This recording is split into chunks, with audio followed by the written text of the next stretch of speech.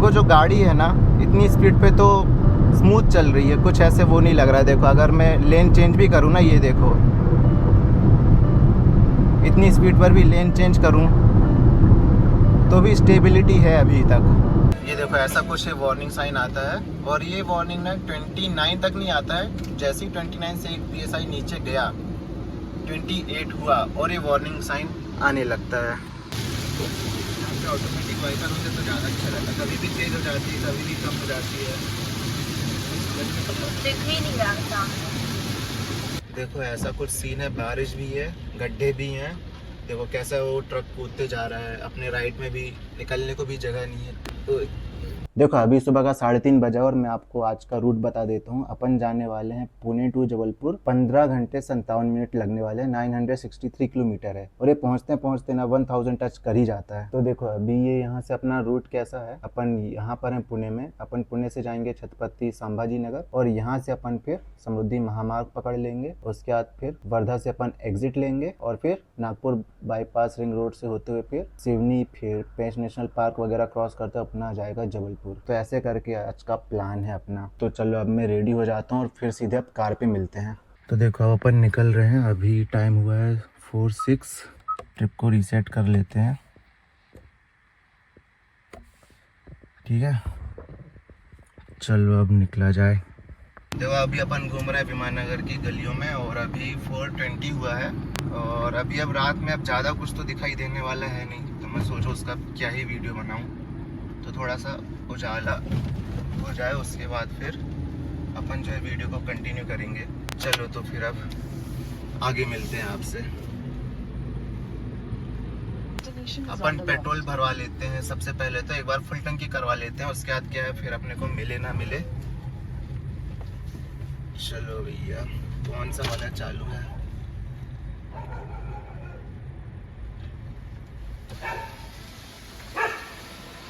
Petrol diesel? Petrol.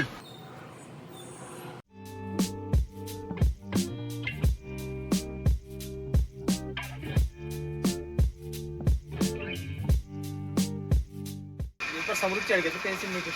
हाँ उधर से तो मस्त है। हाँ हाँ उधर टेंशन नहीं, 5-4 घंटे 5-6 घंटे फिर चल जाता है। अंधेरा भी है ना, रेड लाइट दिखती है। तो अभी तो रास्ता पूरा क्लियर ही है, तब थोड़ा ज़्यादा स्पीड से चला ही हूँ। 70-80 स्पीड से भी गए थे, 4-5 घंटे लग जाते अपने जाने के लिए समृद्धि तक। वहाँ से फिर आपको क्या है तो चालना से चढ़ जाओ ऊपर गुमला से अंदर जाने की जगह। औरंगाबाद चढ़ेंगे तो आपको अंदर सिटी में से जाना पड़ेगा, वो आपको लंबा गिरेंगे, इसलिए बाहर से चढ़ जाओ गुमला से।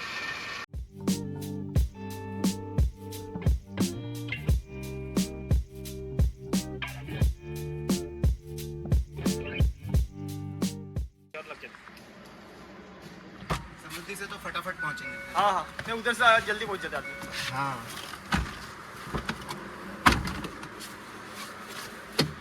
पेट्रोल भरवा चुके हैं, 3200 का पेट्रोल भरा है। कितने लीटर? हाँ 3200 का लीटर मैंने मिस कर दिया। यहाँ पर भर गया है, और अभी देखो यहाँ पर रेंज बता रही है 672 किलोमीटर पहुँच जाएगी गाड़ी अभी। चलो अब अपन निकलते हैं यहाँ से। देखो अपन अभी 102 किलोमीटर आ चुके हैं, और इसमें करीब अपने को 1 आवर एंड 47 मिनट लगा है। और ना मैं वो बताने भूल गया, अपन जियो से ही पेट्रोल भरवाएं, तो लास्ट में ना मैं आपको माइलेज ही बता दूंगा कि कार ने कितना माइलेज दिया है अपने को, क्योंकि इसी रूट से मैं कई बार आ चुका हूँ पहले भी, पुणे टू जबलपुर, जबलपुर टू पुणे, काफ़ी बार आ चुका हूँ पिछले मतलब 2-3 साल से आ जा रहा हूँ। तो माइलेज मुझे पता है कि कितना पहले मिला था मुझे। तो इस बार इथेनॉल का क्या असर हुआ है वही मालूम चल जाएगा। और अभी तक जो रोड अपन ने नाप लिया ना, तो इसमें क्या था कि बारिश वगैरह थोड़ा हो रही थी, और गड्ढे वड्ढे भी काफ़ी ज़्यादा थे। एक तो बारिश से वैसे भी नहीं दिखता, और गड्ढे से फिर और तेज चला नहीं सकते, इसलिए काफ़ी स्लो है। नहीं तो अभी तक अपन छत्रपति संभाजी नगर पहुँच गए होते। लाइट है ना, अगर अपग्रेड कराने का सोच रहे हो तो 50 वॉट का ही करा लेना, कि 25 वॉट से थोड़ा इम्प्रूवमेंट तो हुई है, पर वो वाली इम्प्रूवमेंट नहीं हुई जो चाहिए थी। अगर कोई हाईवे ड्राइविंग है नाइट में ही ज़्यादा, तो 50 वॉट मिनिमम लगवा लेना, उससे कम पे तो जाना ही नहीं तो उससे अच्छा कराओ ही नहीं फिर, क्योंकि कोई फ़ायदा नहीं है। और अभी अपन समृद्धि टच करेंगे ना, अभी कितना 100 किलोमीटर में अपन टच कर देंगे समृद्धि, तो उसके पहले मैं एक बार वापस से टैंक फुल करवा लूँगा, क्योंकि समृद्धि में फिर जियो का पेट्रोल मालूम नहीं मिलेगा नहीं मिलेगा, जैसे अच्छा इधर ही फुल करा लूँगा। और अभी भी फुल ही कराया था, अभी 636 किलोमीटर चल पाएगी और ऑलरेडी कुछ 80 चला दिया मैंने फुल टैंक से। देखो गड्ढे इतने ज़्यादा है ना इस रोड में कि मैं क्या बताऊँ, ऐसे स्लो स्लो स्लो चला के परेशान हो गया मैं। और इंटरेस्टिंग चीज़ क्या है ना कि गड्ढे हैं और उसके बाद में फिर ब्रेकर भी है। ये देखो ये गड्ढे, तो गड्ढे आ रहे हैं और जैसे गड्ढे खत्म फिर ब्रेकर आ रहा है, स्पीड ब्रेकर। और फिर ही देखो ये यहाँ भी निकाले कैसे, एक गड्ढा तो इतना बड़ा था कार के बीच में से जा ही नहीं पा रहा था वो। किसी गड्ढे में डालना ही पड़ता, जगह ही नहीं है। तो अच्छा मेरी टाइमिंग ऐसी सही रही कि यहाँ आते आते थोड़ा उजाला हो गया, क्योंकि जिस हिसाब की बारिश चल रही है और जिस हिसाब के गड्ढे हैं तो मैं तो बहुत ही परेशान हो जाता, गाड़ी कूदते कूदते पहुँचती। फिर कुछ 125 किलोमीटर ड्राइव कर चुके हैं अपन। तो यहाँ पे रोड काफ़ी ख़राब है, देखो ऐसा कुछ सीन है, बारिश भी है गड्ढे भी हैं। देखो कैसा वो ट्रक कूदते जा रहा है, अपने राइट में भी निकलने को भी जगह नहीं है, कहाँ से मिले जगह। ये देखो अब यहाँ इतना बड़ा गड्ढा है ना, वो खुदाना ही पड़ेगा इसमें।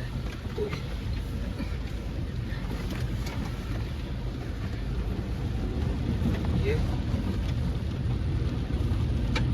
बहुत ही ज़्यादा गड्ढे हैं। मैं लास्ट ईयर आया था तब भी ऐसे ही गड्ढे थे, अभी तो और ज़्यादा बढ़ गए हैं।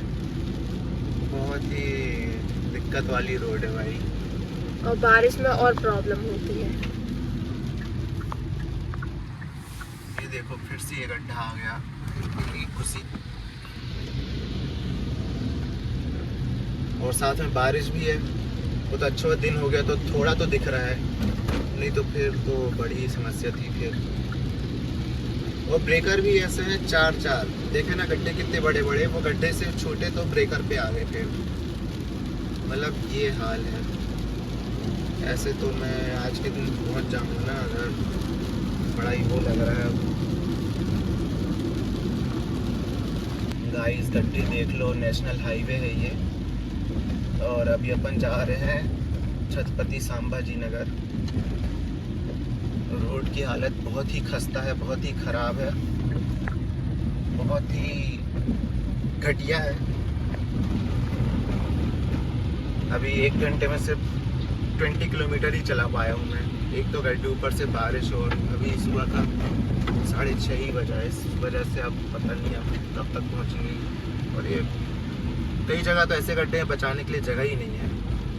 सड़कों में गड्ढे नहीं, गड्ढों में रास्ते हैं, वो सीन हो रहा है। फिर आ गया ये देखो ऐसा कुछ है, वार्निंग साइन आता है, और ये वार्निंग ना 29 तक नहीं आता है। जैसे ही 29 से 1 PSI नीचे गया 28 हुआ और ये वार्निंग साइन आने लगता है। देखो अभी अपन ने हवा वगैरह भरवा ली है और देखो तुरंत ही वो वार्निंग गायब हो गई थी। अब इसमें पता नहीं, उससे मैंने भरवाया कई बार, 31 ही दिखा रहा है, 36 था तो भी वही दिखा रहा था, फिर मैंने 38 भी करा तो भी 31 ही दिखा रहा था। गाइस अपन से 182 किलोमीटर चले हैं और ये ट्रैफिक ख़त्म ही नहीं हो पा रहा है। क्या करें, एकदम स्लो हो गए। और देखो गूगल मैप में एकदम ब्लू बता रहा है, एकदम कोई ट्रैफिक नहीं है, पर आगे ऐसा जाम लगा हुआ है। आज डिस्टेंस कवर ही नहीं हो पा रहा बिल्कुल ही। 3.5 घंटे हो गए ड्राइव करते हुए, कुछ हो ही नहीं पा रहा है आज तो। पता नहीं किस बात का जाम है। अभी ख़राब रोड से थोड़ा अच्छा सा बस आया कि जाम शुरू हो गया। क्या बोलें, रोड की हालत काफ़ी ख़राब है, और मैं बार बार क्यों बोल रहा हूँ, क्योंकि काफ़ी ज़्यादा ख़राब है।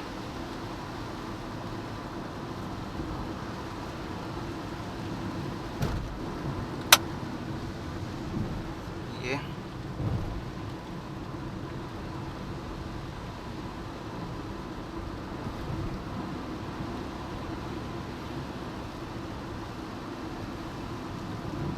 पहले भी कई बार आ चुका हूँ यहाँ से, लेकिन तब भी ख़राब ही थी, इतनी ज़्यादा ख़राब नहीं थी। लेकिन जितनी इस बार हो गई है।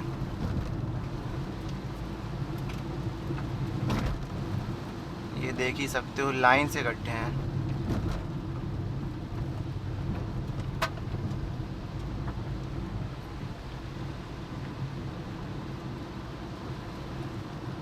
और साथ में ब्रेकर भी हैं जिसका कोई लॉजिक नहीं बनता है।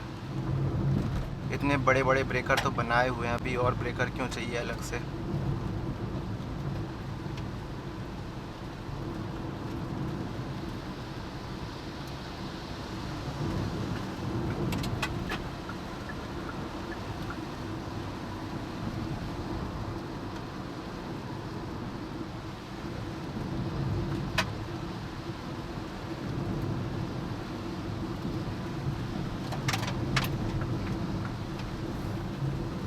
और देखो अपन कितना आ पाए हैं अभी तक, 157.7 किलोमीटर ही आ पाए हैं 3 घंटे में, जो कि बहुत कम है। कम से कम 200 किलोमीटर तो हो जाता था मेरा, सेम रोड में, सेम कार में, सेम ड्राइवर, हो जाता था 200 आराम से, सेम टाइमिंग पे ही निकलता था मैं। लेकिन इस बार थोड़ा नहीं, कुछ ज़्यादा ही सिचुएशन ख़राब हो गई है।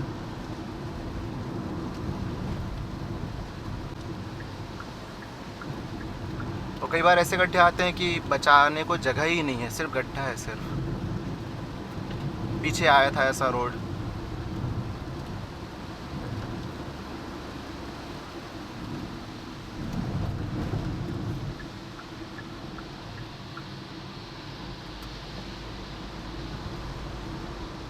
लास्ट टाइम जब मैं गया था ना पुणे से जबलपुर, तो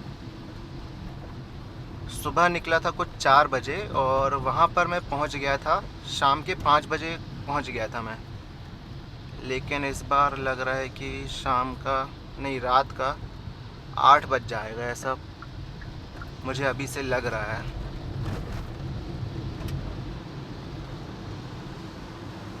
पर अब देखते हैं कितना टाइम लगेगा। अभी यहाँ तो ख़राब है, समृद्धि में जाके थोड़ा अपन खींच सकते हैं कार, तो काफ़ी डिस्टेंस कवर हो जाएगा समृद्धि में अच्छे से। लेकिन कितना कवर होगा, अब 150 पर तो चलाऊंगा नहीं।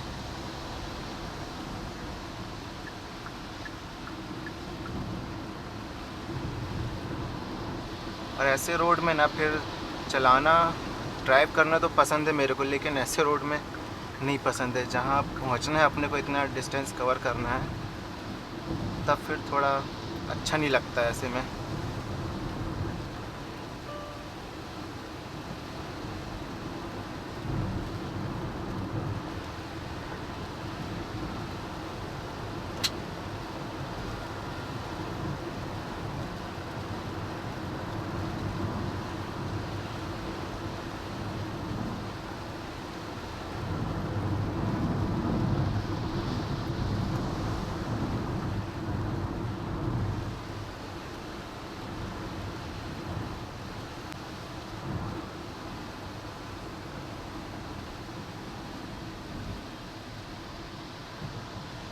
ये चीज़ अच्छी है, यहाँ पे ट्रक वाले थोड़े समझदार हैं।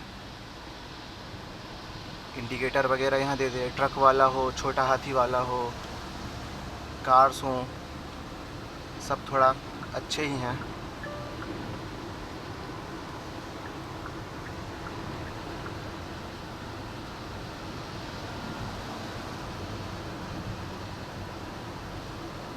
ये भी आया, कुछ गड्ढा है, क्या है, गड्ढा ही है, डेंज। और ये देखो, गड्ढा प्लस ब्रेकर, बहुत बड़ा था ये वाला।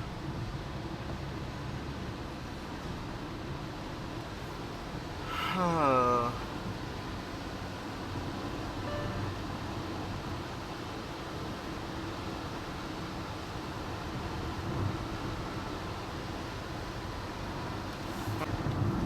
चलो अब गड्ढे गड्ढे का क्या पीओवी शॉट बनाऊं मैं।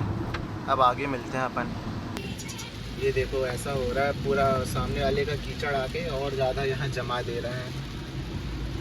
ये कुछ इस तरह से, और अच्छी खासी बारिश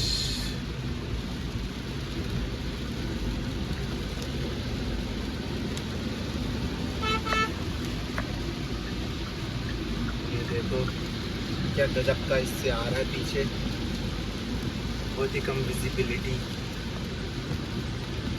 और साथ में गड्ढे भी हैं।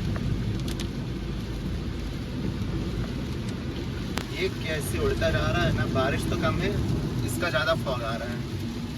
ये कार वाली लेन कौन सी है? ये फर्स्ट टोल है क्या अपना?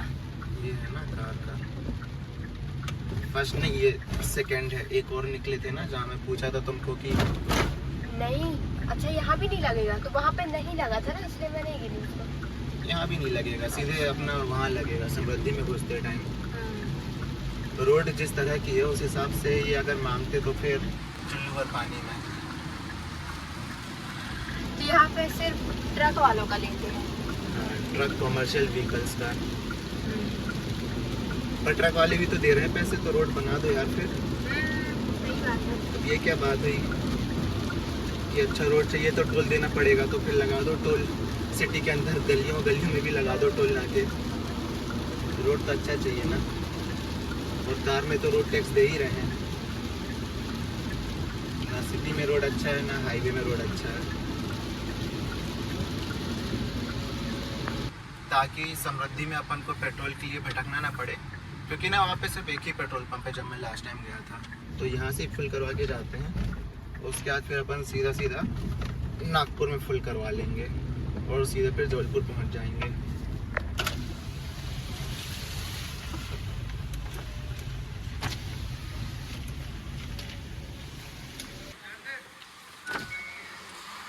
फुल कर देना, फुल फुल।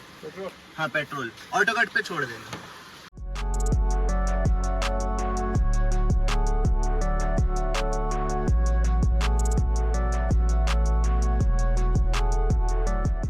बस बस काट।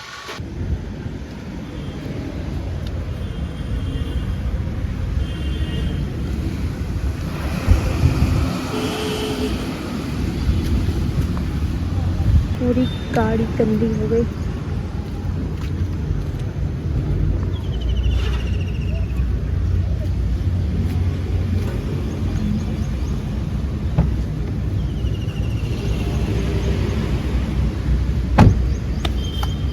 चलो ये देखो अपन अब औरंगाबाद में ही है, सामने लिखा औरंगाबाद। यार मेरे को बोलना मत कि नाम चेंज हो गया, अब यहाँ पर तो वही है ना। और मैं पिछले कितने 12 साल से ज़्यादा हो गए यहाँ रहते हुए पुणे में, तो जितने बार भी आया गया हूँ ना, तो तब से औरंगाबाद ही चल रहा है। तो अभी वो ऑटोमेटिकली वही आता है, और अब धीरे धीरे अपडेट होगा, बाकी लोगों से भी यही सुनने मिलता है। तो छत्रपति संभाजी नगर अपन पहुँच चुके हैं। ये देखो गाइस, ये शायद दिल्ली गेट है। हाँ दिल्ली दरवाज़ा, दिल्ली गेट वही है। अच्छा लग रहा है देखने में, पर यहाँ से दिल्ली गेट क्यों दिया है, किसी को मालूम तो बताना जो यहाँ रहता है। अभी यहाँ से महामार्ग है 6 किलोमीटर्स और।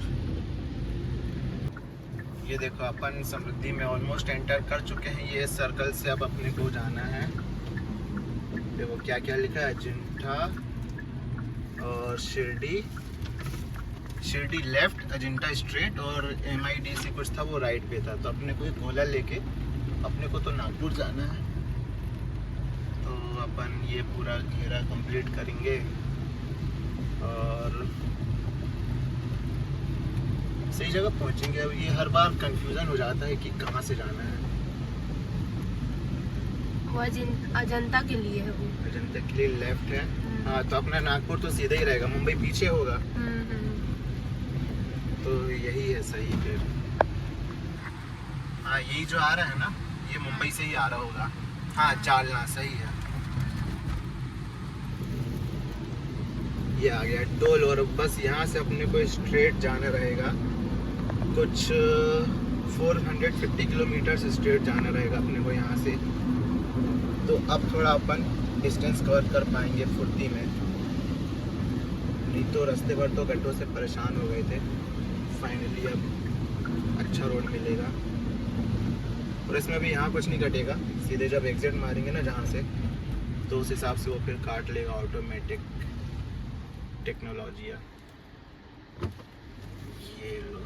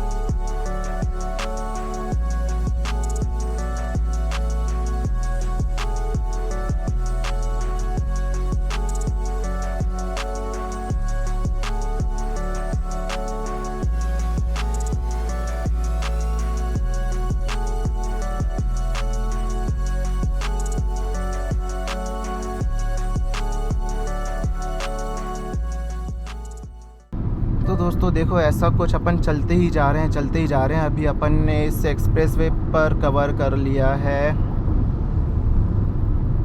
110 किलोमीटर अपन चल चुके हैं और अभी 350 आई थिंक और अभी अपन को कवर करना है इस पे से।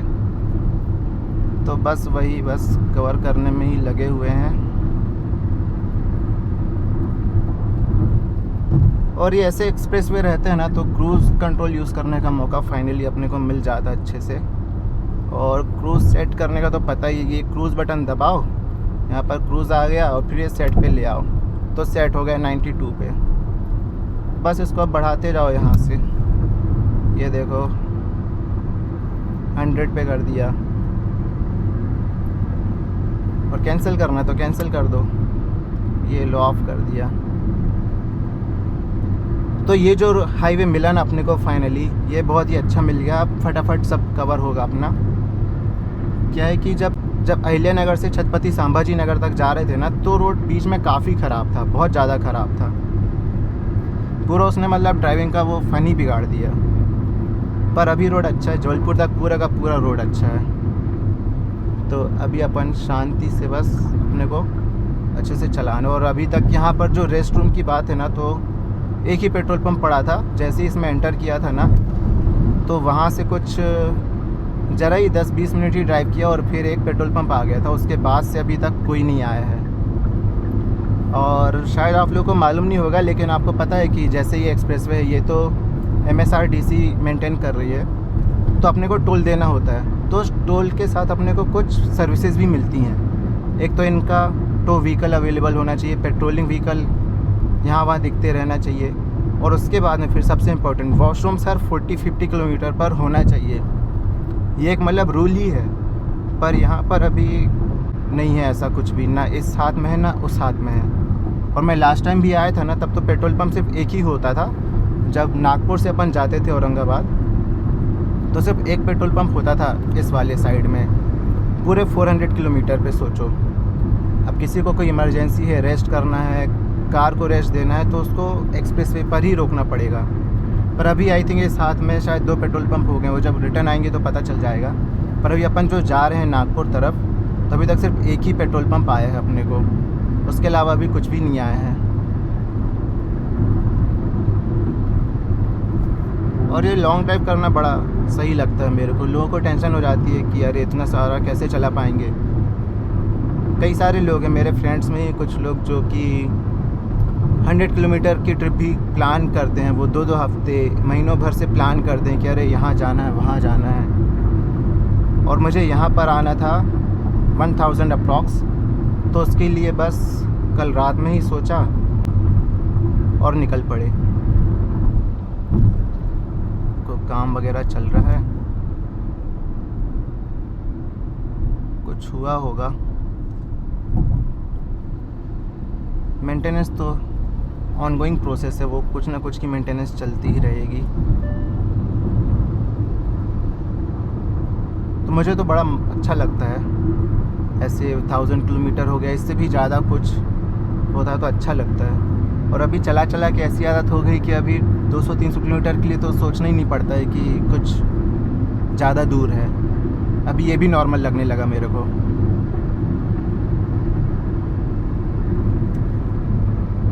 अच्छा है, लेकिन ये एक्सप्रेस वे अच्छा है, इसकी वजह से टाइम काफ़ी सेव हो रहा है अब। पहले नहीं तो इतना ही जाने में ना 8 से 10 घंटे लगते, लेकिन अभी ये सिर्फ 4 घंटे में क्रॉस हो जाएगा। और उसके बाद फिर नागपुर से जबलपुर पेश नेशनल पार्क के थ्रू जाएंगे अपन, तो वहाँ पर कुछ 5 घंटे लगते हैं। और इस बार लेकिन माइलेज काफ़ी गिर गया, 18.5। लास्ट टाइम जब आया था ना तो माइलेज काफ़ी अच्छा आया था, कुछ 19 के ऊपर आया था पूरे टोटल ट्रिप का। इस बार वो वहीं पर रोड ख़राब था, स्लो चलना पड़ा, बारिश थी तो और स्लो चलना पड़ा, फिर ट्रैफिक भी था, उस वजह से काफ़ी स्लो हो गया। पर ठीक है, आराम से पहुंच जाएंगे, कोई जल्दी नहीं है। ये देखो, तब तो सुबह से तो बारिश ही देख रहा था, अब जाके धूप हुई है। हाँ, और इसमें जो भी माइलेज है ना, तो ये सारा कुछ इथेनॉल वाला हो गया अभी। और मैंने सिर्फ जियो पेट्रोल पंप से ही पेट्रोल भरवाया है। एक तो अपना वाघोली के आगे भी रुका था, तो वहाँ भी जियो से फुल करवाया था। फिर ये छत्रपति संभाजी नगर में भी एक जगह ब्रेक लिया था, तो वहाँ भी जियो से ही फिल करवाया था। और अभी ये जो मैप लगाया है ना, तो ये भी नागपुर में जैसे इससे बाहर निकलेंगे तो नागपुर में भी अपन जियो से ही फिल करवाएंगे, क्योंकि उसका इथेनॉल परसेंटेज मेरे को लगता है शायद 10% के अराउंड है। मैं वो भी टेस्ट कर लूँगा, अगर आप चाहते हो कि उसका भी टेस्ट किया जाए, जियो पेट्रोल का कितना इथेनॉल परसेंटेज है, मिला रहे हैं अभी, तो वो भी मैं कर दूँगा। ये देखो यार, अपन 346 किलोमीटर चला चुके हैं जब से घर से निकले हैं। घर से अपन निकल गए थे 4:15 कुछ पे निकल गए थे, और 350 मान लो, तो अभी भी अपने को 650 किलोमीटर्स चलना है। और अभी टाइम हुआ है 10:30। मेरे को लगता है शाम का 7-8 बज ही जाएगा। तो अभी एक पेट्रोल पंप आया था कुछ 100 किलोमीटर पहले, एक पेट्रोल पंप और आ गया है, तो 100 किलोमीटर के डिस्टेंस पे है पेट्रोल पंप। लास्ट टाइम जब मैंने ट्रिप की थी पुणे टू जबलपुर, तो कुछ कमेंट्स भी आए थे कि खाने पीने का क्या करते हो, क्योंकि देखो यहाँ पे खाने वाने का तो उतना कुछ खास है नहीं। तो खाने का मैं क्या करता हूँ, फ्रूट्स वगैरह रख लेता हूँ, बिस्किट्स हैं, चॉकलेट्स हैं, और पानी है ढेर सारा। कुछ ऐसा खाना कम ही खाता हूँ, क्योंकि देखो एक तो अपन को बैठे रहना, इसमें मूवमेंट कुछ हो नहीं रही है, फिक्स एक ही पोजीशन पे बैठे हुए हैं, तो वो खाना ना फिर डाइजेस्ट नहीं हो पाता अच्छे से, फिर वो ब्लोटिंग होगी, पेट टाइट लगने लगता है, और यहाँ वॉशरूम वगैरह की भी दिक्कत तो थोड़ी बहुत रहेगी।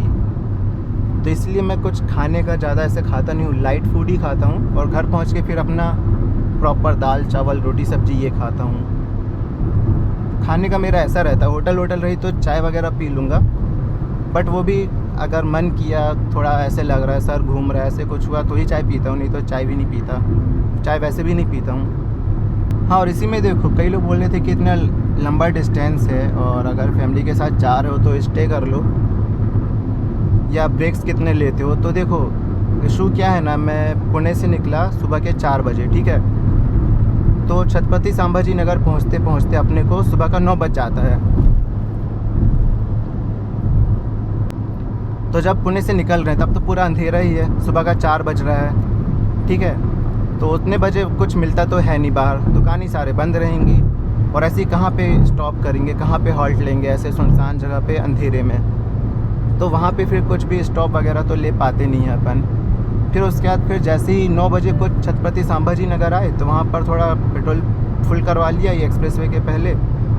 उसके बाद में फिर अब इस एक्सप्रेसवे के अंदर आ गए, तो अब यहाँ तो रुकने का कहीं है नहीं। 2 पेट्रोल पंप हैं, अभी तो 3 हो गए हैं लग रहा है, 2 तो निकल गए अभी, तो एक और आ जाएगा हो सकता है अभी। तो वहाँ पर अब स्टे करने का तो कुछ है नहीं, होटल वोटल, तो वहाँ भी कुछ स्टे कर नहीं सकते हैं। फिर इससे बाहर निकल के जैसे ही नागपुर से एग्ज़िट लिया, तो वहाँ से फिर क्या हो जाता है कि अब वहाँ से 5 ही घंटे में तो मेरा घर आ जाएगा। तो अब 5 घंटे के लिए क्या स्टे किया जाए ये बताओ फिर। इसलिए फिर अपन एक ही बार में ही पूरा कवर कर देते हैं, क्योंकि स्टे करने के हिसाब से कुछ वो है ही नहीं। ये जैसे ड्राइव किया, आपसे 5 घंटे के लिए कौन स्टे करे, ये सारी दिक्कतें हैं। और ट्रेन से आ जाऊं, लेकिन ट्रेन में रिज़र्वेशन मिलता नहीं है, एक ही ट्रेन डेली चलती है, उसमें रिग्रेट आता है, वेटिंग तो छोड़ दो, डायरेक्टली रिग्रेट आता है, मतलब वेटिंग तक नहीं है अवेलेबल, तो वो ऑप्शन भी नहीं है। और फ़्लाइट भी डायरेक्ट नहीं है, फ़्लाइट है पुणे से। मैं अभी जो लास्ट टाइम गया था तो फ़्लाइट ऐसी थी कि पुणे से इंदौर जाएगी, फिर इंदौर से जबलपुर जाएगी, तो टाइम कुछ 8 घंटे लग जाता है लेओवर की वजह से। और फिर अभी मेरे मम्मी पापा आए थे तो उनकी फ़्लाइट कैसी हुई थी, पुणे से हैदराबाद गए पहले, मतलब वो तो एक ही बार में बुक करते हैं, पुणे से हैदराबाद और फिर हैदराबाद से जबलपुर, तो डायरेक्ट फ़्लाइट भी नहीं है। मुंबई से डायरेक्ट फ़्लाइट है, लेकिन मुंबई से चलती है सुबह 7:30 पे। अब सुबह 7:30 की फ़्लाइट पकड़ने के लिए पुणे से अपने को ऐसे टाइम पे निकलना पड़ेगा कि अपन वहाँ 6 बजे पहुँच जाएँ। अब वहाँ 6 बजे पहुँचने के लिए अपन को निकलना पड़ेगा रात के कुछ 1 या 2 बजे। अब रात के 1 या 2 बजे निकलेंगे तो नींद तो पूरी गई अपनी, क्योंकि पूरी रात तो जग ही रहे हैं, तो वो टाइमिंग भी गड़बड़ है। तो फ़्लाइट भी ख़त्म, ट्रेन भी ख़त्म, और अगर बस से जाएंगे तो 19 से 20 घंटे लगते हैं, और कई बार बस ख़राब हो जाती है, नहीं तो नागपुर में सवारी बैठाती रहती है, 1-1 घंटे रुक जाती है बीच में ही, तो 20-21 घंटे लग जाते हैं। और अगर कार से गए तो 14 घंटे, 15 घंटे, 16 घंटे लगेंगे ज़्यादा से ज़्यादा, उससे ज़्यादा नहीं लगता है। हाँ, इसमें लेकिन ख़र्चा काफ़ी हो जाता है। पेट्रोल 5-6 हज़ार का लास्ट टाइम लगा था, तो लास्ट टाइम तो इथेनॉल वाली नोटंकी भी नहीं थी, और टोल कुछ 1500 का लगा था, तो वही 7,500-8,500 हज़ार एक साइड का, और फिर उतना ही वापस आना। और मैं सोचा था एनुअल फास्टैग की न्यूज़ आई ना, तो मेरे को लग रहा था कि एनुअल फास्टैग ले लेते हैं, लेकिन फिर वही था कि सारे टोल कवर नहीं है। जैसे ये एक्सप्रेसवे है तो ये उसमें कवर नहीं है, इसका 750 लगता है। तो गाइज़ 6 घंटे से ज़्यादा हो चुके अपने को ड्राइव करते हुए, बस अब चलते ही जा रहे हैं, चलते ही जा रहे हैं। और एक्सप्रेसवे ऐसा ही है, इसमें ज़्यादा कुछ दिखाने को है नहीं, क्योंकि पूरा एक सा ही है और अच्छा खासा है, वो भी एक बढ़िया चीज़ है।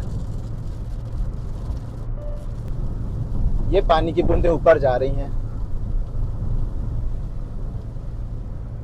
देखो, जब ये एक्सप्रेसवे में मैं फर्स्ट टाइम ड्राइव किया था ना, मतलब ये कुछ 2 साल पहले ही तो इसकी ओपनिंग हुई थी, तो तब ड्राइव किया था, तो तब ऐसे ही बड़ा बड़ा लग रहा था, क्योंकि अपन ने कभी ऐसे ड्राइव किया नहीं, ऐसे बने थे नहीं पहले कभी, तो तब ड्राइव किया तो लग रहा था अरे कितना बड़ा है, कितना बड़ा है, और कुछ है ही नहीं बीच में, ये सब लग रहा था। लेकिन अभी इतने बार इससे आना जाना हो गया कि अभी नॉर्मल लगने लगा है, कुछ ऐसा लगता ही नहीं कि इतना दूर जाना है या इतना ज़्यादा टोल लगना है, ऐसे कुछ भी लगता ही नहीं है। अब तो बनाया बहुत शानदार है, लेन मार्किंग से लेके हर चीज़ प्रॉपर है।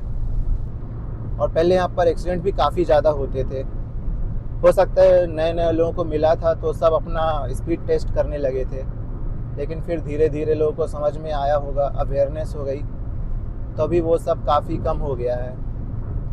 और ऐसे एक्सप्रेसवे में ना एक और दिक्कत क्या होती है कि लोगों की कार के टायर फट जाते हैं। वो इसीलिए क्योंकि एक तो टायर प्रेशर सही मेंटेन नहीं होता, या लोड ज़्यादा होता है, या स्पीड ज़्यादा चला रहे हो। तो अच्छी बात है कि अपनी कार में TPMS दिया हुआ है, तो अपने को इधर पे ही टायर में कितनी हवा है वो दिखा देता है, तो ये बढ़िया चीज़ है।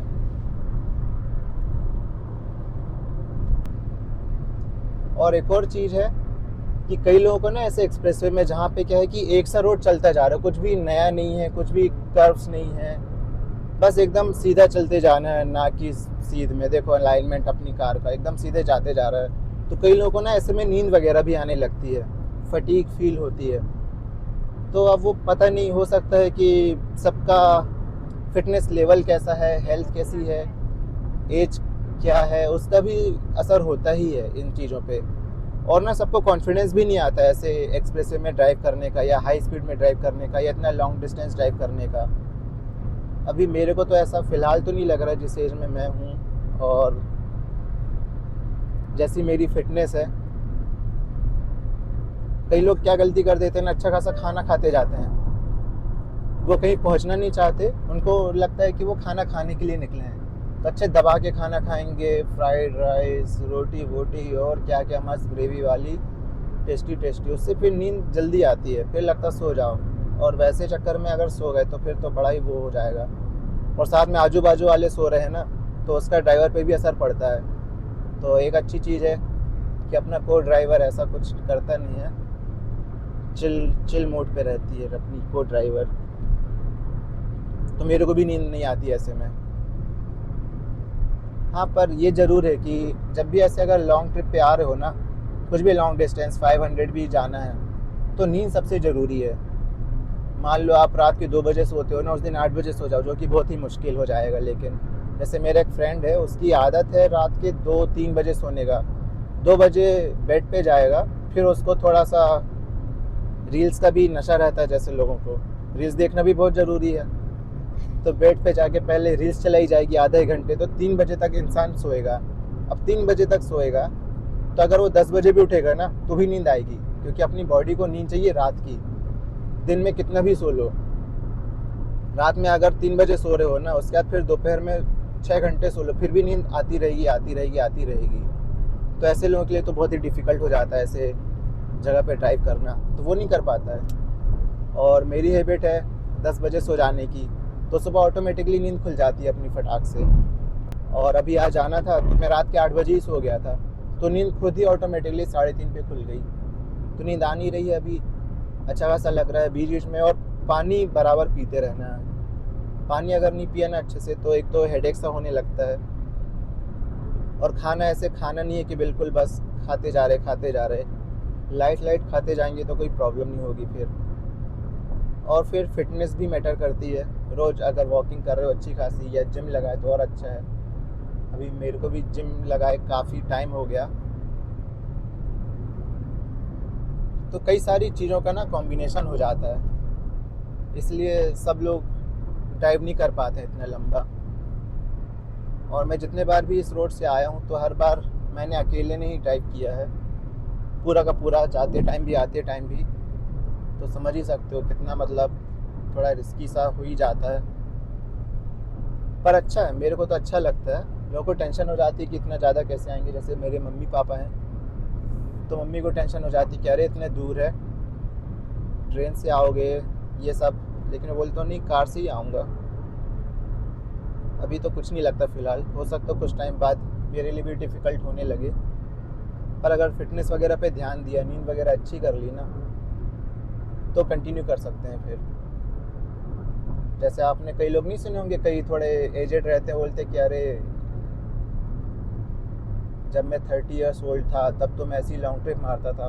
तो मेरे को लगता मैं वही बन जाऊंगा आगे जाके, मैं भी ऐसे बताऊंगा फिर सभी को। चलो, अभी व्यू तो काफ़ी अच्छा है, क्रूज सेट कर दिया मैंने, अब बस चलते जाना है। और जहाँ पर आके कुछ अभी पेट्रोल पंप जैसा भी आ नहीं रहा है, थोड़ा मैं सोच रहा हूँ स्ट्रेचिंग वगैरह कर लूँ। अब यहाँ पर साइड में ना कुछ ऐसा रुकने के लिए बना ही नहीं है, और ऐसे एक्सप्रेसवे में कहीं भी रुक नहीं सकते ना। देखो सारी गाड़ियाँ हाई स्पीड पे चल रही हैं, मैं भी स्पीड पे ही चल रहा हूँ। ऐसे में अभी किसी को कुछ भी इशू हुआ, कोई इधर उधर हो गया, तो फिर दिक्कत हो जाएगी। तो थोड़ा ये यहाँ पे होने चाहिए थे, ये प्रॉब्लम है यहाँ पे इस एक्सप्रेसवे में। और अपनी कार भी अच्छी चल रही है, बाउंसीनेस अभी मुझे फील नहीं हो रही है, आगे तो होती नहीं वैसे भी। पीछे मुझे उतना ज़्यादा मौका मिला नहीं बैठने का मेरी ही कार में, क्योंकि ड्राइव मेरे को ही करना होता है।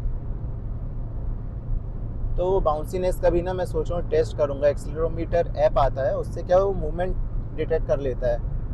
तो मैं सोचा मोबाइल में डाउनलोड करूँगा, मोबाइल फ्रंट सीट पे रखूँगा, रियर सीट पे रखूँगा, तो अपन डिफरेंस देख लेंगे कि कितना आ रहा है। तो एक ना विजुअल प्रूफ आ जाएगा अपने पास कितनी बाउंस होती है। देखो यहाँ पर रुके हैं अपन, और गाड़ी की हालत देखो, पूरी साफ़ करवाई थी मैंने, अच्छी खासी गंदी हो गई।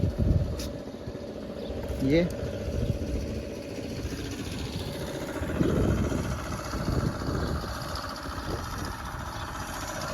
पूरी गंदी हो गई।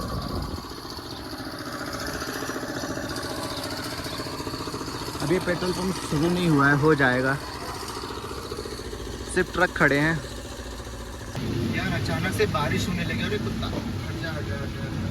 सही है, अचानक से बारिश होने लगी, कुछ दिख ही नहीं रहा। मैंने चश्मा निकाल दिया फिर, पर अच्छा लग रहा है। मेरे मन में एक सवाल था कि अपने एक्सप्रेसवे में जो भी पेट्रोल पंप है ना, तो देखो ये एक्सप्रेसवे में टू व्हीलर तो अलाउ होती नहीं है। तो ये जो पेट्रोल पंप के वर्कर्स हैं ये कैसे आते हैं? या तो सबके पास कार है फिर, या तो एक कार करके सब लोग आते हैं, क्योंकि बाइक्स अलाउड है नहीं। किसी को मालूम है कि ये लोग आते कैसे फिर यहाँ तक, अगर बाइक्स अलाउड ही नहीं है तो कमेंट्स में ज़रूर बताना।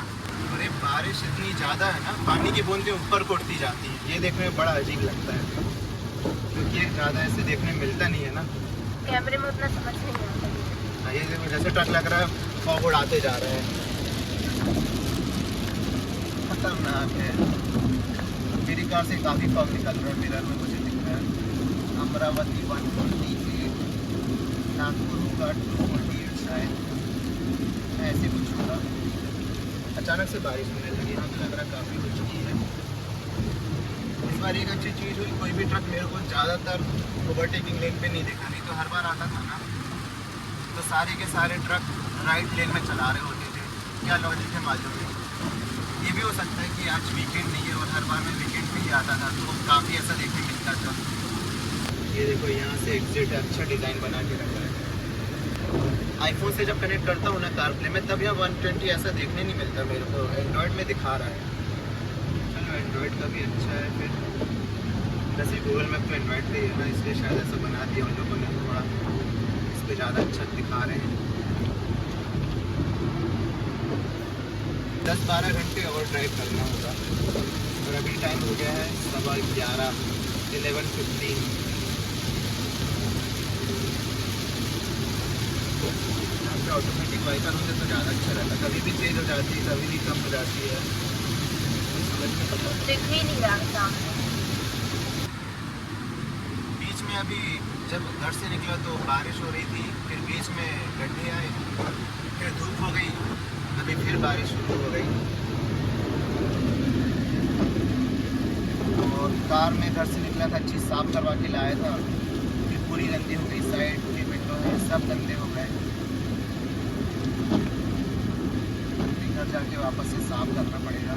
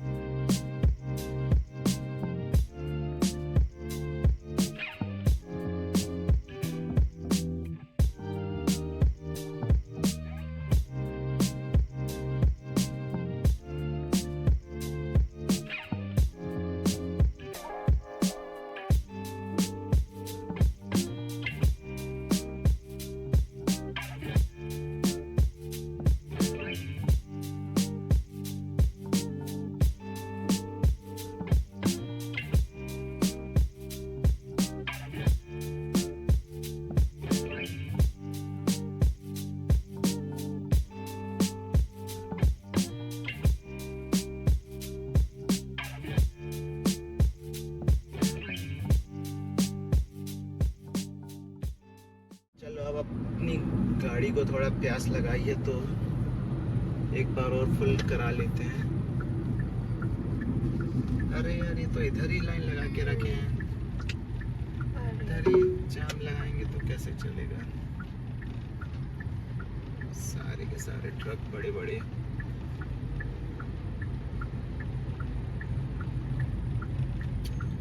ये अंदर जाने का तो निकाल दिया। कब आएगा? ये ट्रक तो नहीं मुड़ेगा? मुड़ेगा। जाओ भाई पहले। पापा आगे से देगा। नहीं है, यहीं से चलो। बंद है। अरे भाई चलो बंद है तो फिर कुछ कर ही नहीं सकते हैं अपन, फिर आगे भरवाएंगे इससे एग्जिट लेके। तो ये 4th पेट्रोल पंप है, चालू नहीं है वो अलग बात है।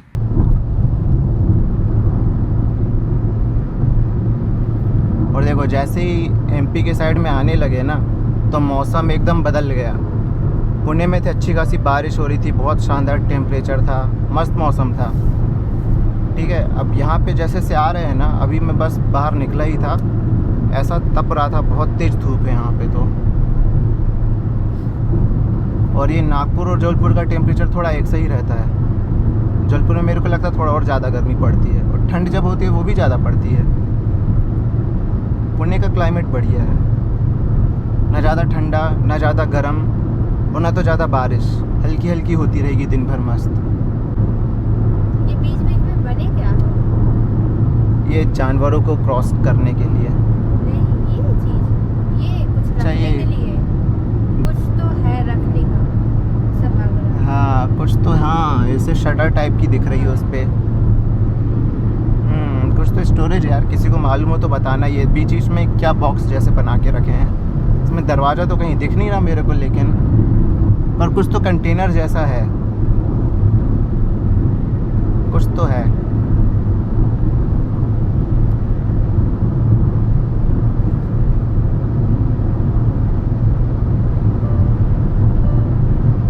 कुछ आइटम तो है भाई बीच बीच में।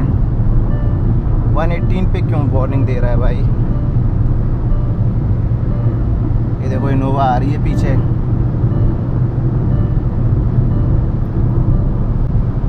देखो जो गाड़ी है ना, इतनी स्पीड पे तो स्मूथ चल रही है, कुछ ऐसे वो नहीं लग रहा है। देखो अगर मैं लेन चेंज भी करूँ ना, ये देखो इतनी स्पीड पर भी लेन चेंज करूँ तो भी स्टेबिलिटी है अभी तक, कुछ भी ऐसा नहीं लग रहा है कि आउट ऑफ कंट्रोल जा रही है। बस ये माइलेज वाइलेज की वॉट लग जाती है लेकिन ऐसे में, जो कि सही नहीं है और सेफ भी नहीं है, अलाउड भी नहीं है ना यहाँ पे। तो ऐसी हरकतें तो करनी ही नहीं है अपने को। 120 भी पहुंच जाओ। तो देखो जो लीगल लिमिट्स हैं अपनी, जो 120 यहाँ पर अलाउड है, तो उतने पे तो स्टेबल लगती है। लेन भी चेंज करोगे तो स्टेबल ही है। अब एकदम यू टर्न काटोगे तो वो तो गलत ही है ना यार। बट इतने स्पीड पे भी कोई इशू नहीं है, इतने स्पीड पे आराम से चलती है, स्टेबल लगती है, चिपक के चलती है अच्छी, इतने पे कोई दिक्कत नहीं है। अब इससे ज़्यादा अब आगे जाओगे तो फिर तो भाई गलत है ना। वो इतनी स्पीड लिमिट अलाउड ही नहीं, उसके ऊपर जाओगे कौन से रोड पे? कहीं पे अलाउड ही नहीं है अपने इधर पे 120 के ऊपर। और अनसेफ तो है वो अलग से। देखो ये इनोवा वाला भी मस्त मेरे को लगता है 120 पे चला रहा है। क्रूज सेट नहीं किया इसने लगता है। अरे भाई ये तो पुलिस की गाड़ी लग रही है। वही तो रोड में चला रहे। देख रहे हो, एक्स्ट्रा से पुलिस की गाड़ी को ओवरटेक कर दिया एक्सप्रेस वे में। आगे उसके वो सायरन टाइप का जो नहीं रहता, गोल गोल घूमता है, कोई IS वाईएस के रहता है ना वो। भारत सरकार लिखा है।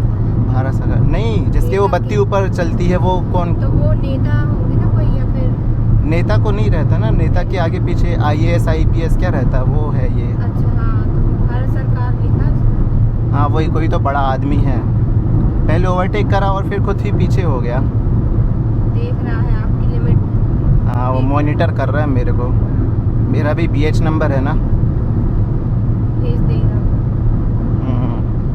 हाँ तो मैं कह रहा था कि स्टेबल है भाई, ऐसा कुछ वो नहीं लग रहा है। ये देखो अभी ऐसी तो चलती है, अब इसमें कुछ क्या एक्स्ट्रा कर दे कोई,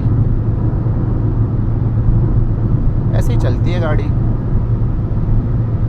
और टायर प्रेशर देखो 33 था, पर वो चल चल के इतने स्पीड पे चलने के बाद 33 से 35 आ गया उस तरफ। लगता है उस तरफ लोड कम है इसीलिए क्या, इस तरफ मैं बैठा हूँ तो यहाँ 36 हो गया, 33 PSI बढ़ गया। और यहाँ पर 22 PSI बढ़ गया, तो उतना तो चलता है।